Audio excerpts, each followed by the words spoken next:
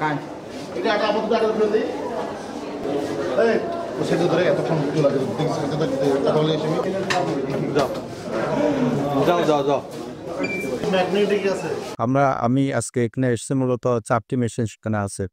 এই মেশিনগুলো এটা তাদের লাইফ সাইকেল অতিক্রান্ত হয়েছে, অনেকদিন যাবত অকেজ অবস্থায় আছে। এগুলা আপনার রিপ্লেস করে নতুন যন্ত্রপাতি বসানো, যাতে আমরা আপনাদের কি অঞ্চলের লোকজন যারা আছে, রুগী যারা আছে, তারা বেনত সেবা পায়। যেমন রেডিওথেরাপি মেশিনটি আপনার অকেজো থাকার কারণে কি হচ্ছে, এর রুগীগুলো হয়তো অন্য রেফার করা লাগছে।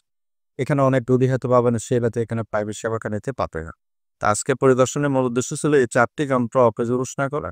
এগুলো অত উষ্ণা করলে এর ফলে এই স্থলের যে নতুন যন্ত্রপাতি কেনার প্রক্রিয়াটা। এর সাথে আপনাদের এখানে 4টি আপনার এক্সরে মেশিন, সে একটি মাত্র এক্সরে মেশিন সচল, আর 3টে এক্সরে মেশিন সচল নাই। এর কারণে রোগীদের নিশ্চয়ই হয়তো একই পথে আমরা কাঙ্ক্ষিত সেবা দিতে পারছি।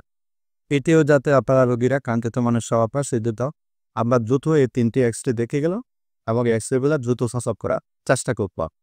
এর সাথে যেটা আমরা জানলাম যে এখানে বিদ্যুতের বোধহয় একটু বোর্ডের সমস্যা আছে, ওঠানামা করে। আপনারা যদিও পুরোপুরি শিওর না, বা ধারণা করা হচ্ছে যে বোর্ডে যে ওঠানামা করার কারণে এই এক্সরে মেশিনগুলো রাস্তার দিকটা করতে পারে।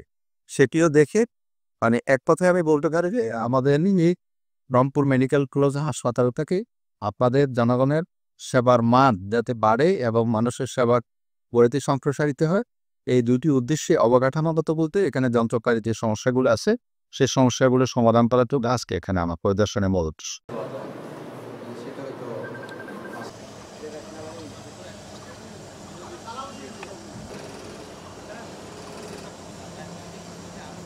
এটা শুধু এক জায়গা না, তোমার রংপুরটা শুধু রংপুরটা অনুমোদন করবে না।